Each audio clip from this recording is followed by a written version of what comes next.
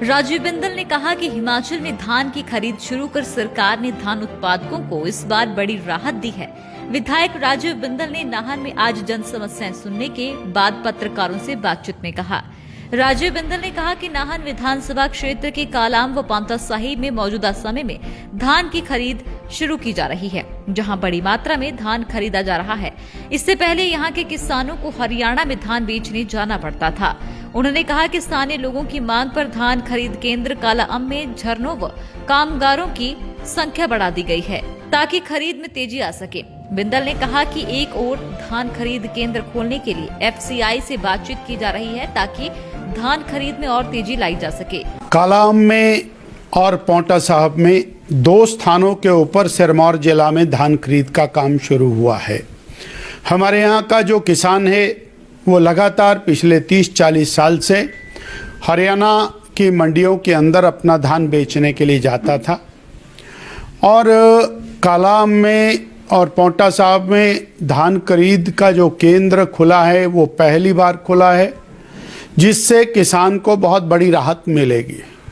1960 रुपये का rate MSP निकाली गई है और हमारे केंद्र पर 1960 रुपये का ही दाम मिल रहा है। कल हमने धान खरीद केंद्र का दौरा किया था। कुछ समस्याएं किसानों को आ रही थी क्योंकि झरनों की कमी थी, समय अधिक लग रहा था और 3 झरने वहां पर काम कर रहे थे। आज 8 झरने वहां पर काम करना शुरू कर देंगे। अनेक किसान ऐसे हैं जिनकी रजिस्ट्रेशन तो हुई है परंतु उनको टोकन इशू नहीं हुआ है। इस दृष्टि से पांवटा साहिब का जो हरिपुर का हमारा धान खरीद केंद्र है वहां पर भी झरनों को बढ़ाने का काम शुरू किया है। हम ये अनुमान कर रहे हैं कि पहले 25 किसान प्रतिदिन अपना धान वहां पर बेच पा रहे थे। पिछले कल हाई लेवल मीटिंग करके 55 किसान प्रतिदिन के हिसाब से धान खरीद का कार्य शुरू हो जाएगा।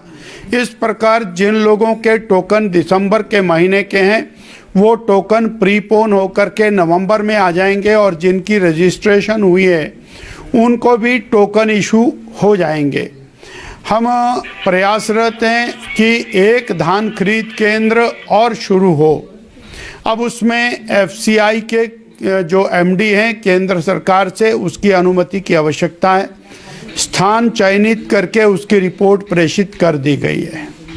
तो एक बार पहली बार का ये प्रयोग है, इसलिए कुछ कठिनाइयाँ जरूर हैं।